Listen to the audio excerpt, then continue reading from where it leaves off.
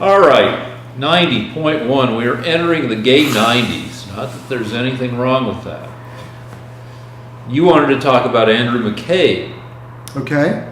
The former acting director of the FBI after Comey got fired, who was interviewed by 60 Minutes tonight because he's got a book coming out. All right. So my issue is that this is pretty much showing that the whole investigation is based on a lie. What McCabe agreed to, what McCabe admitted, was that the people in the FBI and the Justice Department were trying to get rid of Trump. And they were going to use the 25th Amendment, and that, can you twist your body more that way?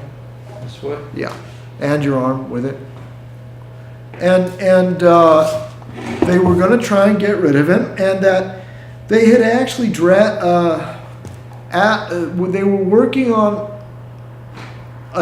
they were polling each other. They were asking each other if the members of the cabinet would agree to getting rid of Trump using the insanity amendment,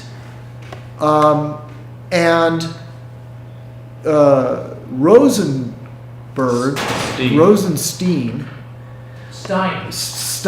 had offered to wear a wire, which he now says was just a joke.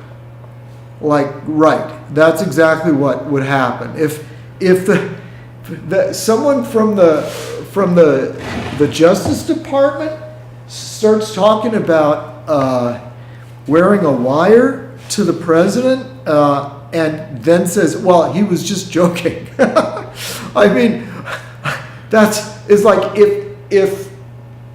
if Rick and I were talking about wearing a wire to go see President Trump, that would be a joke. If the guy that's in charge of actually carrying out investigations and criminal prosecution of people is discussing wearing a wire, that's not a joke. You can't just say, "Oh, I was kidding around."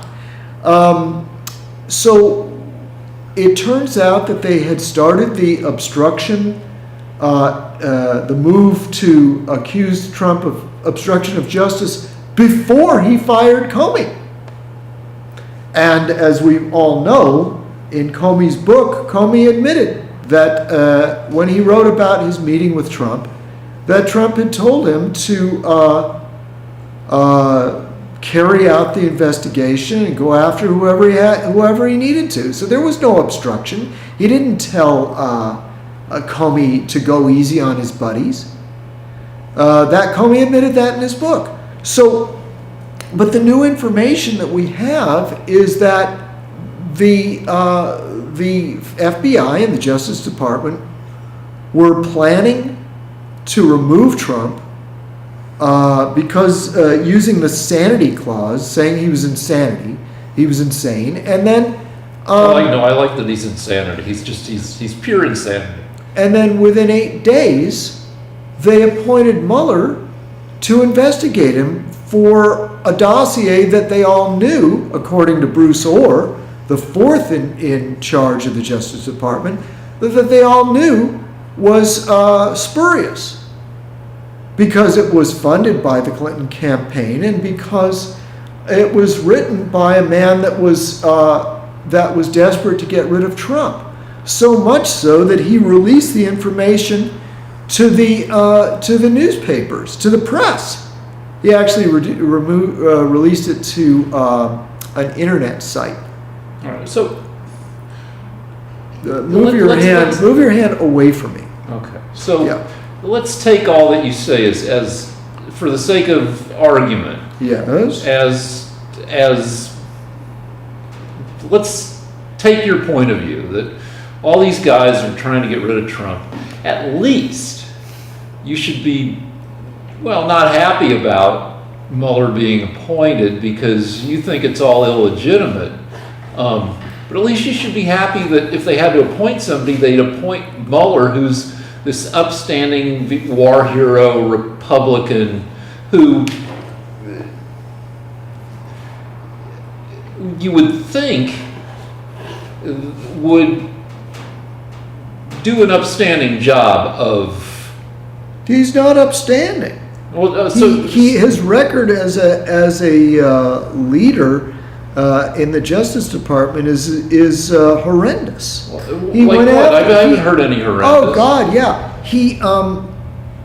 There was a terrorist bombing about 10 years ago or 15 years ago, and he accused the wrong man, and he ruined this guy's life. I mean, the guy was absolutely a pariah. I think they got him into the criminal justice system and wait, which bombing? Martyred him. This isn't the Atlanta Olympics, is it? Yeah. All right. Well, and that wasn't 10 years. No, that ago. was Richard Jewell. But there was another guy as well that he did this to, and they exonerated the guy after he'd had a heart attack. No, he didn't have a heart attack, but his life was ruined in a series of ways. They had to pay out millions of dollars, and Mueller felt great about it. He never apologized, never said he did anything wrong. Like every other prosecutor in the world, probably. Well, I mean, you don't. Every other prosecutor in the world doesn't end up getting sued and the government having to shell out millions of dollars in compensation because it was so outrageous. I don't know, every frickin' documentary on Netflix is about how prosecutors have screwed up and gone after the wrong person or missed the right person. So I don't know, before I think Mueller is the worst guy ever, I want to know what his record of prosecutorial accuracy is versus your average prosecutor. Well, the point is your average prosecutor does not create a situation where the government has to pay out millions of dollars. But I don't know, but based on Netflix, every prosecutor goes after the wrong guy and then the wrong guy ends up on death row. You're just joking around. What Mueller did was wrong, and it's not true. If that was the case, then nobody would ever be able to lose. The government could never lose a case because they would always get sued. In the case of Mueller, it was so obvious that this was the wrong guy, and so egregious was Mueller's prosecution that the government had to pay out millions of dollars, which is very, very unusual. Furthermore, Mueller appointed a guy named not Rosenstein, his second in command, destroyed Enron and caused 80,000 people to lose their job. Yeah, but Enron was a con. No, it wasn't. What happened was this.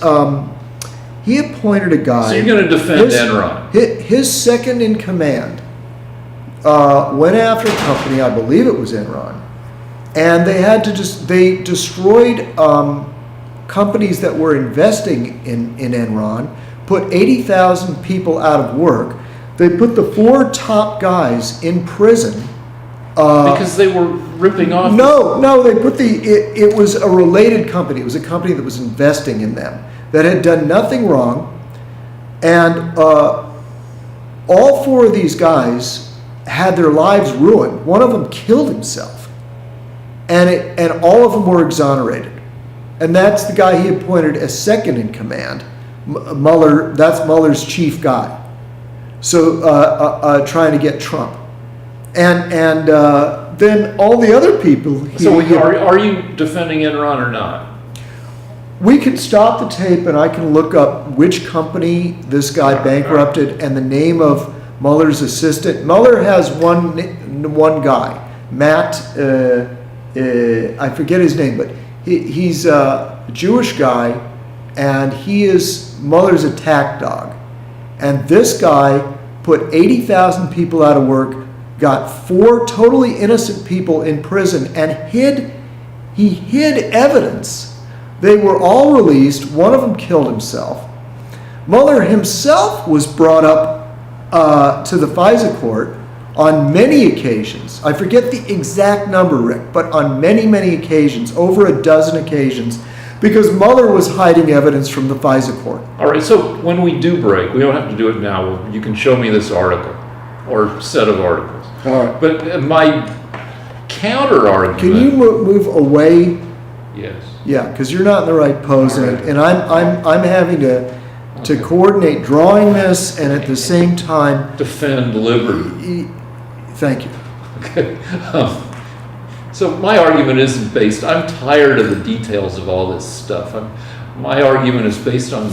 Could you move your hand away? Mm-hmm. All right. My argument's based on generalities, based on the analogy that Trump is smallpox given to the Indians, and any other. The smallpox was not given to the Indians in blankets that were.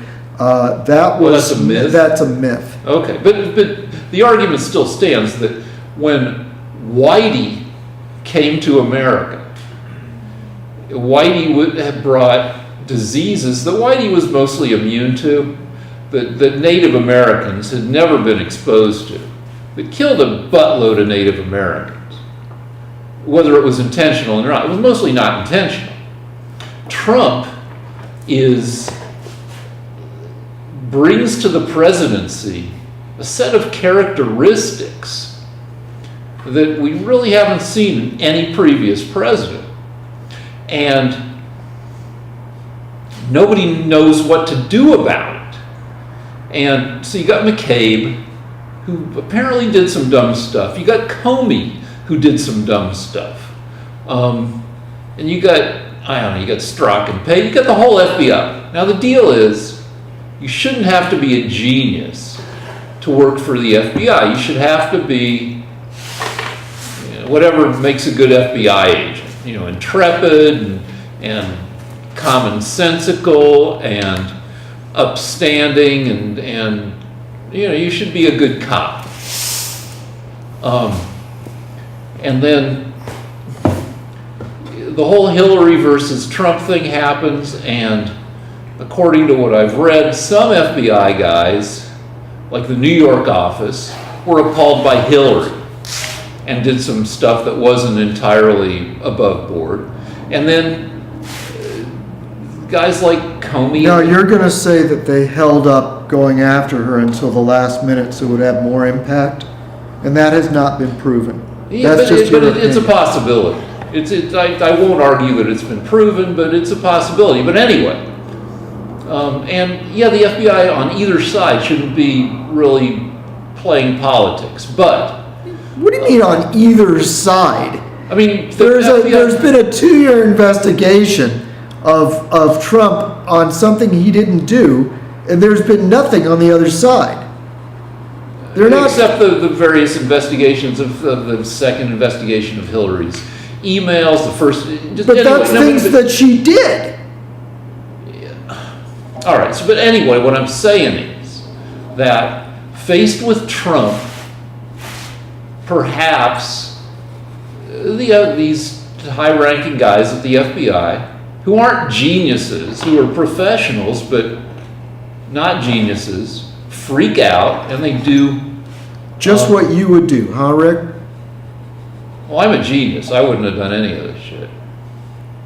But you think it's okay to, if you don't like the president, you should just make up shit about him and try to get him out of office any way you can think of. That's not what I'm arguing. What are you arguing? That they were doing their duty. They were just trying to help the country. So you're in favor of them doing what they did. It's justified. Not necessarily, but what you've got is you got a rabid raccoon sitting in the presidency. And people freak out, and they do some shit that's ill-advised, perhaps, among some shit that isn't ill-advised, and nobody knows what to do. It's like that song from The Sound of Music. What do you do about a problem like Trumpia.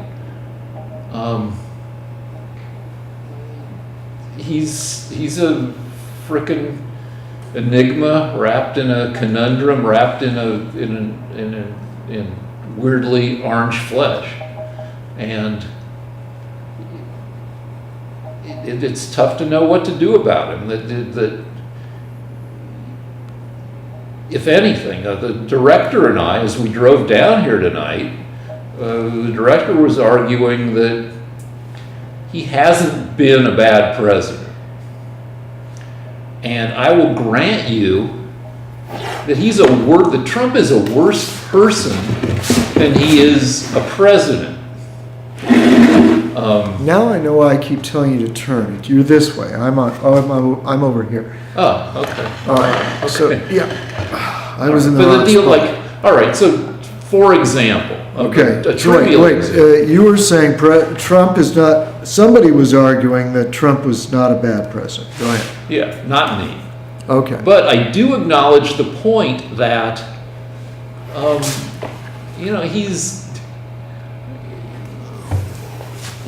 he's more loathsome on a personal level than he is terrible as a president. But we do have, I can argue that, the trends in unemployment and the trends in the stock market are not entirely due to him, that they continue the trends that were established under Obama. But regardless, there are good things about the economy and about employment, and he hasn't gotten us into any new disastrous wars. But like yesterday, SNL ripped on him and the national emergency declared, and SNL has been on during 9 presidential administrations. SNL's been on since '74 when Nixon was president, and so SNL has made fun of 9 presidents. Trump is the only one who complains about it over and over again and says, like this morning he said, SNL is the real collusion. Even though SNL made him host, he hosted an entire episode of SNL. Not when he was president. No, just when he was running for president. When he was running? I think so, yeah. It could have been, it might have been 2015. We can look it up. It was before he was in politics. I don't know. Anyway. May I respond to some of these things? Sure. Because you're saying so much that I can't respond to all of it. Okay.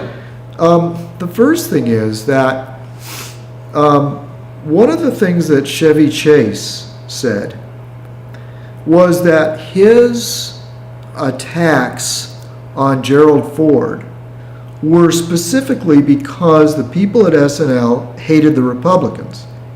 And they were deliberately trying to move the needle against Ford by continuous, unrelenting ridicule. And a lot of people think that it worked. Chevy Chase thinks it worked. And Chevy Chase is, I don't disbelieve him. At the same time, Chevy Chase is now known to be a notorious jackass. Well, I don't care. That's not germane to my point. My point is that I remember Ford had somehow bumped his head or tripped. Getting out of Air Force One or getting out of Marine One. And so Chevy Chase used that almost every week that was up the until gag, the election. That no matter what happened, he'd fall because he was Ford. Now, which is ironic because Ford was one of the greatest athletes to ever be president. Yeah, and he was a football player at Michigan, I believe. But the point is that SNL doesn't ridicule every president. SNL, they take most of their shots are against Republican presidents. They're very gentle with the Democrats. They still include them because people want to see that type of entertainment. But their mission their admitted mission is to get rid of Republicans. So I don't think it's wrong for someone like Trump to say, hey, wait a minute, this is really unfair, which it is. You know, I actually watched the SNL thing, and this was, what's his name? Alec Baldwin. Alec Baldwin criticizing or making fun of Trump because he's trying to get a wall.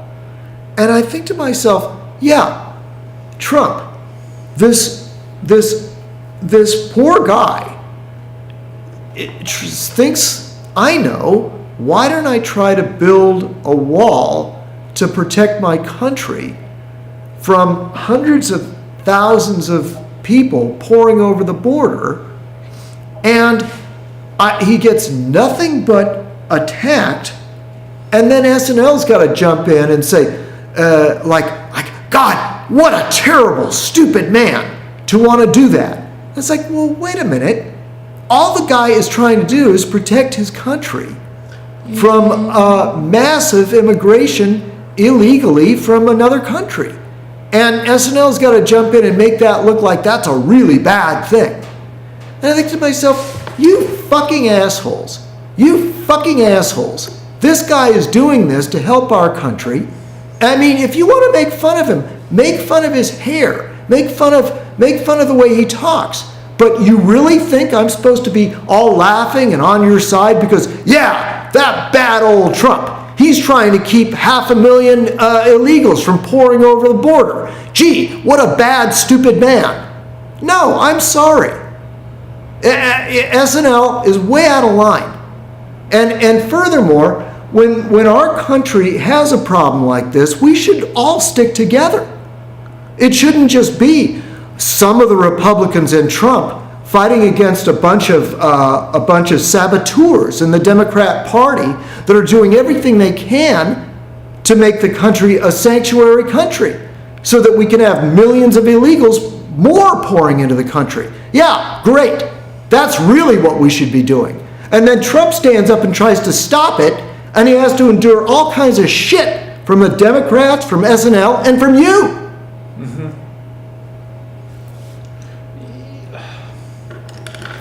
Yeah, I mean, because the emergency that we're supposed to be having, I mean, if you wanted to call it an emergency, call it an emergency in 2000 when the rates were 300% higher.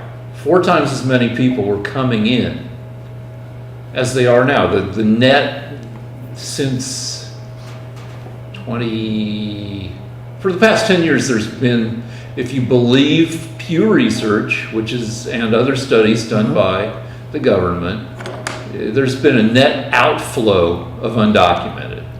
No, I don't believe that. And I'll tell you something else. But anyway, No, wait a minute. I've been hearing these terrible, stupid arguments. You know, some Republican said that 4,000 Americans had been killed in the past year, homicides, and then the Democrats. Wait, no, what 4,000 killed what? By illegals in the past year, and then CNN gets up there and corrects him, or they got some Democrat from the Obama administration, the head of one of the immigration agencies from the Obama administration gets up there and says, "No way, it's not 4,000. It's only 1,600." No, well, and then another thing is this. Then there are people that are saying, "Well, we were getting 1 million a year under Bush. Now it's only 350,000." And you know, what kind of a crisis is that? All right, so no, wait a minute. I want to get this to sink in, Rick. So, okay. No, wait, I'm going to agree with you that lower your head. It's a reasonable argument to make that it's been an ongoing crisis, if this is the thing you want to worry about. So even though the rates are much lower now, like 25-30% of what they were 20 years ago, it doesn't mean that it's not a crisis. It just means that it's a crisis that's gone on for a long time. Thank you. Thank you, Rick. But I hate you less. but I mean, there are other arguments to make that, like, say it's 1,600 people killed by illegal immigrants or 4,000, but then you can argue, well, what about other crises that have like higher death tolls, like 40,000 people a year killed by guns? Is that any kind of emergency? The many tens of thousands, was it maybe 30,000 a year who OD? Have we declared an opioid emergency? I feel like we did. And so are you actually using that argument when 90% of the heroin comes from the Mexican border? Yeah, because it comes through the ports of entry, which is what... Well, actually that's not true. The head of the former head of the Border Patrol said, look, they're only saying they only say 90% comes through the ports of entry because that's where the security people find it. What he said was it's such an incredibly misleading statistic because there are thousands of miles of border that are not ports of entry that the heroin could easily be coming over. They're just not catching it. So 90% is being caught because that's where our security is catching it. Though it makes sense if you're going to bring drugs over. A lot of people are going to use the ports of entry because you just drive shit through there. Right, but you understand that's where they're catching it. Yeah. But he said if we had border people all along the border, we could be catching it there too. That doesn't mean they're not bringing it in through the other areas. It just means that's where they're catching it. Maybe if you don't understand this, I want to talk into the camera. Do you people understand this statistic? I'll semi-agree with you. I'll Okay. agree that the actual ratio is... Turn your head away. ...is a little bit indeterminate because, yeah, that's where they've caught a lot of stuff. And I mean, it's... Lower it. Not that much. Okay. It's fine with me to work on increased border security. It's a thing that should be done. Is it the main thing that should be done? Is it the number one thing that I'm worried about for the future of America? No. But the problem is you're the only one that's worrying about robot girlfriends. Everyone else is okay with that. Yeah, because then if nobody else is worried about that shit, then everybody else sucks. Because that's where all the disruption is going to come from. And I would argue that the devastation of the 2016 election is at least partially caused by fucking robots. Because neither party spent any time talking about how automation has disrupted the American job market. And instead, it's we'll bring back these jobs and we'll do... Don't move your head. Don't move your head when you talk. But lower your head.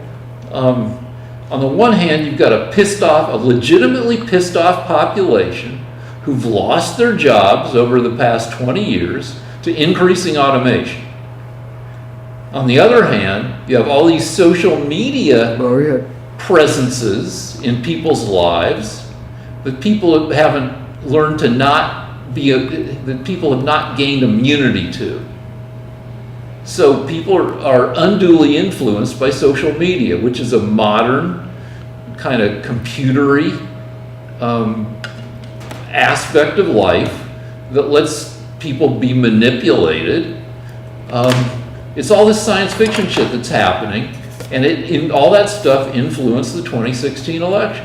And things are only going to get weirder. And I'll tell you one more time my rule of thumb, that you take the last two digits of the current year, and that's the percent weird shit is. That it's 2019, so shit is 19% weird. And by 2100, shit will be 100% weird. You can't tell me that life 81 years from now isn't going to be completely strange. And the vehicle of strangeness is going to be technology. Technology will make everything weird and crazy in wonderful ways and in frickin' terrible ways. And if you're not worried about that, then what the hell? All right, let's move on to the next subject, which... There was a national emergency by Trump. Yeah, Trump declared a national emergency, which he says will entitle him... Well, he says a bunch of stuff. He says that he's entitled to grab, $6-8 billion extra dollars from various places to fund the wall. And he says that the Democrats will sue and that it'll go through the various courts and will eventually reach the Supreme Court, where he's hopeful that he'll get a favorable ruling. So yeah, he could declare a national emergency. Which he has every right to do, because he's got to protect the country from foreign dangers. This is definitely foreign dangers. He's the commander-in-chief. He has the right to protect the country the way he sees fit. Yeah, and even Trump says that this will work its way through the courts, and he thinks he'll prevail by the time he gets to the Supreme Court. Because it's one of the powers of the president. Okay, but I don't disagree with him that people are going to sue, and he may prevail in the Supreme Court. Well, then I'll make your argument for you. The argument that the Democrats are making is that only the Congress can allocate funds, according to the First Amendment of the Constitution. The argument that the president is making is that emergency funds are available because the ability to declare an emergency was given by the Congress to the president in 1977. Also, in his capacity as commander-in-chief, his generals are advising him that they could free up thousands of troops that are now on the border trying to keep the caravans out. They could free up thousands of troops if they could build a physical structure. So the Army Corps of Engineers is trying to figure out where they could build physical structures that would free up thousands of troops that are on the border right now. This is all a military question, and it should be. And hang on for a second. The director is putting his foot on $3,000 worth of art materials right now. All right, so let's take the opportunity to break then, because I need a break. Okay.